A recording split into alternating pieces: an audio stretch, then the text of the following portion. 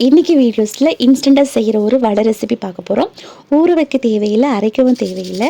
இன்ஸ்டண்ட்டாக செஞ்சிடலாம். ஒரு 20 மினிட்ஸில் நல்லா கிறிஸ்பியாக மெதுவிட போல் ஈவினிங் ஸ்நாக்ஸ் ரெடி ஆயிரும்.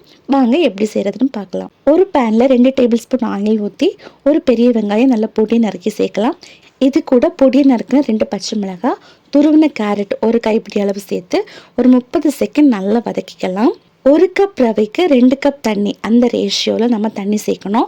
நான் 2 கப் தண்ணி சேர்த்துக்கிறேன். தேவைக்கு உப்பு ஆட் பண்ணி நல்லா கலந்து விட்டுடலாம். தண்ணி நல்லா கொதித்து வரப்போ 1 கப் ரவையை சேர்த்து நல்லா கிளறலாம். கொஞ்ச நேரத்தில் ரவை நல்லா திக்காகிரும். இந்த ஸ்டேஜில் ஸ்டவ்வை ஆஃப் பண்ணிவிட்டு அப்படியே ஆற விட்டுடலாம்.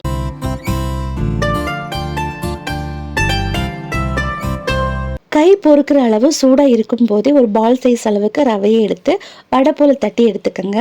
ஆறிடுச்சுன்னா ட்ரை ஆயிரும். ஆறின பிறகு வடை போல் தட்டுறப்போ கிராக் வரும். ஸோ இதுக்கு ஒரு டிப் இருக்குது. ஒருவேளை கிராக் வருதுன்னா கையில் கொஞ்சம் தண்ணி தொட்டுட்டு வடையை தட்டுங்க. கையில் தண்ணி இருக்கும்போது மாய்ஸ்சராக இருக்கும்ல, ஸோ நம்ம இதுலேருந்து கிராக்கை அவாய்ட் பண்ணலாம். இப்போது எல்லாமே ரெடி ஆயிடுச்சு. இது சூடான எண்ணெயில் போட்டு 2 பக்கமும் வேகிற மாதிரி பொரிச்சு எடுக்கணும்.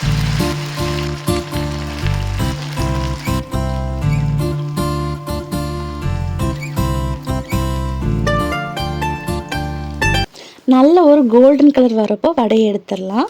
இப்போ நம்ம எல்லா வடையும் சுட்டு எடுத்துட்டோம். அவ்வளோதான், ரவை வடை ரெடி. மீந்து போன ரவை உப்புமா இல்லை ரவை கிச்சடியில் கூட நம்ம இது ட்ரை பண்ணலாம். வெளியே நல்லா கிறிஸ்பியாக உள்ள நல்லா சாஃப்டாக இருக்கும். இது கூட தொட்டுக்க சட்னி சாம்பார் எல்லாம் நல்ல காம்பினேஷன். பிகினர்ஸ் கூட ஈஸியாக செஞ்சிடலாம். ட்ரை பண்ணிவிட்டு எப்படி இருந்துன்னு கமெண்டில் சொல்லுங்கள்.